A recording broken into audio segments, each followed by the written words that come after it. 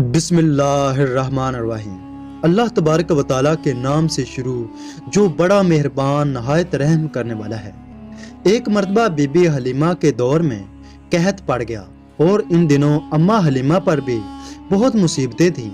अम्मा हलीमा बहुत ही गरीब हो गईं और अल्लाह के हुक्म से अम्मा हलीमा की ऊँटनी को बच्चा हुआ जो कि भूख से ही मर गया। एक दिन आपकी ऊँटनी चलते चलते गिरी और उसकी एक टांग टूट गई। आपके शौहर हजरत हारिस भी बीमार हो गए। इन दिनों अल्लाह ने आपको एक बेटा भी अता किया जिसका नाम आपने अब्दुल्ला रखा। इन दिनों आप पर अल्लाह की तरफ से बहुत मुसीबतें नाजिल हो रही थी, मगर इन हालात में भी अम्मा हलीमा की जुबान पर एक ही लफ्ज़ था कि अल्लाह तेरा शुक्र है। एक रात जब अम्मा हलीमा सोई तो उन्होंने ख्वाब में एक खूबसूरत बाबा देखा जो कि कहता है कि हलीमा मेरे पीछे पीछे आ जा। बीबी हलीमा फरमाती हैं कि मैं उनके पीछे पीछे चलती गई और बाबा मुझे एक दूध की नहर पर ले गया और वहां से एक दूध का प्याला भर कर दिया और बीबी हलीमा फरमाती हैं कि मैंने सिर्फ एक घूंट ही पिया जिससे मेरे दुख और भूख दोनों ही खत्म हो गए। बीबी हलीमा फरमाती हैं कि मैं हैरान होकर पूछने लगी कि बाबा आप कौन हैं?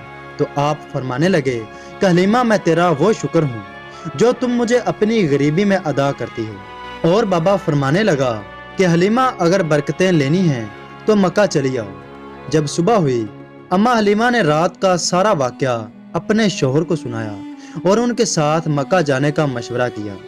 चनाचे वो मान गए।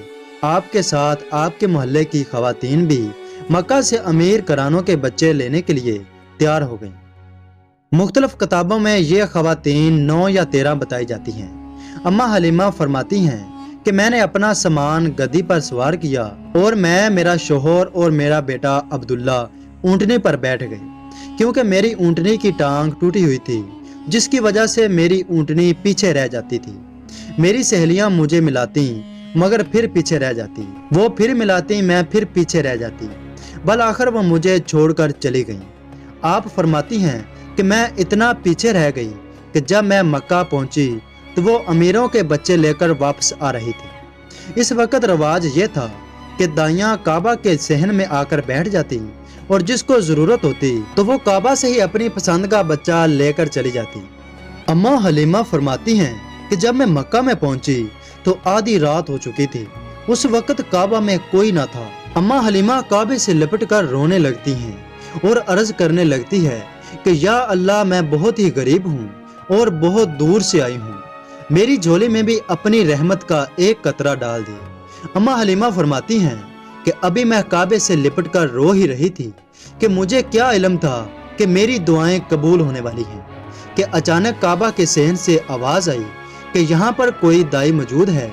बीबी हलीमा फरमाती हैं कि जब मैंने मुड़कर देखा तो दरवाजे पर एक खूबसूरत बाबा जी खड़े हैं। अम्मा हलीमा चूंकि बहुत ही गरीब थी, दौड़ कर गई कि कहीं और ना आ जाए और फरमाया कि मैं दाई हूँ। तो बाबा जी फरमाने लगे कि तेरा नाम क्या है? तो बीबी ने फरमाया कि मेरा नाम हलीमा है। बाबा जी ने पूछा कि तेरा कबीला कौन सा है? तो बीबी ने फरमाया कि बनु साद। तो बाबा जी हंसने लगे। अम्मा हलीमा ने पूछा कि बाबा जी आप मुस्कुराए क्यों हैं? तो बाबा जी फरमाने लगे कि मैं तो आपके नसीबों पर नाज करके मुस्कुराया हूँ। मैं 3 दिन से काबे का तवाफ कर रहा हूँ। मुझे काबे से आवाज़ आई कि अब्दुल मुतलब अपना पोता किसी को ना देना। यहाँ पर बहुत सी दाइयाँ आएंगी लेकिन आखिर में एक दाई आएगी जिसका नाम हलीमा होगा। इसकी गोद में मेरे यार को डाल देना क्योंकि इसका घर कच्चा है मगर ईमान बहुत पक्का है। जब अम्मा हलीमा ने ये अल्फाज सुने तो काबा की तरफ मुड़कर देखा और अर्ज करने लगी कि ऐ अल्लाह तूने मेरी दुआएं इतनी जल्दी कबूल कर ली। अम्मा हलीमा फरमाती हैं कि मैं इस बाबा अब्दुल मुतलब के पीछे चलने लगी और मैं रास्ते में सोचती जा रही थी कि चौधरियों का बच्चा है, इसको पालने के लिए बहुत ज़्यादा बकरियों का मुतालबा करूँगी। अम्मा हलीमा फरमाती हैं कि गली में जाते जाते बाबा जी एक घर में दाखिल हो जाते हैं मगर मैं उस गली में ही दरवाजे पर खड़ी हो गई तो घर के अंदर से बीबी आमना की आवाज़ आई कि हलीमा अंदर आ जाओ। अम्मा हलीमा फरमाती हैं कि जब मैं घर के अंदर गई तो मैंने देखा कि घर में नूर ही नूर है। तो बीबी हलीमा अर्ज करने लगी कि वो किधर है जिसके लिए मुझे लाया गया है। अम्मा हलीमा फरमाती हैं कि मैंने एक झूला देखा जो कि अपने आप ही झूले जा रहा था। आप सोचने लगी कि इस घर में जितना भी नूर है वो इस झूले से ही निकल रहा है। अम्मा हलीमा फरमाती हैं कि जब मैंने इस झूले की तरफ बढ़ी तो मेरे दिल में एक ही ख्याल था कि जिसके घर में होने की वजह से इतना नूर है उसके चेहरे पर कितना नूर होगा। दोस्तों, आप सल्लल्लाहु अलैहि वसल्लम को फरिश्ते झूले दे रहे थे। अम्मा हलीमा फरमाती हैं कि मैं करीब गई तो आपके चेहरे मुबारक पर कपड़ा था जिससे नूर की किरणें निकल रही थीं। आप फरमाती हैं कि जब मैं कपड़े को उठाने लगी तो मेरे हाथ कांप रहे थे और मेरा दिल धड़क रहा था और दिल में ख्याल आया कि हलीमा पता नहीं कितना ही खूबसूरत होगा। अम्मा हलीमा फरमाती हैं कि जब मैंने कपड़ा हटाया तो मैं देखती ही रह गई और मुझसे रहा ना गया। मैंने आपको उठाया और बोसा लिया और सीने से लगा लिया। बीबी आमना फरमाने लगी कि हलीमा मेरे बेटे को पालने का क्या लोगी? तो अम्मा हलीमा फरमाने लगी कि जब मैं गली में आ रही थी तो दिल में बहुत सी ख्वाहिशें थीं कि बहुत कुछ लूंगी, मगर अब ऐसे लगता है कि जिंदगी की सारी ख्वाहिशें ही खत्म हो गई हों। मुझे कुछ नहीं चाहिए, बस मेरी गोद में अपना ये लाल डाल दें। तो बीबी आमना ने आप सल्लल्लाहु अलैहि वसल्लम को अम्मा हलीमा की गोद में डाल दिया। अम्मा हलीमा 3 दिन वहां रहीं। अम्मा हलीमा फरमाती हैं कि जब मैं आप सल्लल्लाहु अलैहि वसल्लम को लेकर वापसी के लिए निकली तो वो कमजोर ऊंटनी जो कि सर को झुका कर बैठी थी। जब इस तक नबूवत की खुशबू पहुंची तो सर उठाकर कहने लगी कि कहीं वो तो नहीं जिसका इंतजार 1,24,000 ने किया है।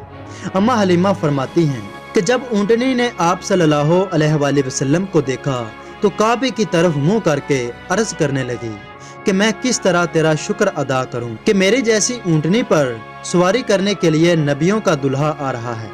अम्मा हलीमा फरमाती हैं कि जब मैं हजूर सल्लल्लाहु अलैहि वसल्लम को लेकर सवार होने लगी तो मेरा शोहर आगे और मैं हजूर सल्लल्लाहु अलैहि वसल्लम को लेकर पीछे बैठी तो ऊंटनी को उठाते तो वो ऊंटनी उठने को तैयार ही ना थी। जब हजरत हारिस ऊंटनी को उठाने के लिए ऊंटनी से उतरकर ऊंटनी को मारने लगे तो उस वक्त दूर खड़े आप सल्लल्लाहु अलैहि वसल्लम के दादा अब्दुल मुत्तलिब ये सारा मंजर देख रहे थे। तो आपने फरमाया कि हारिस ऊंटनी को ना मारना। तो हजरत हारिस अर्ज करने लगे कि हजूर ये उठ ही नहीं रही। तो हजरत अब्दुल मुत्तलिब करीब आकर फरमाने लगे कि ए हलीमा तू बच्चे को लेकर आगे बैठ जा।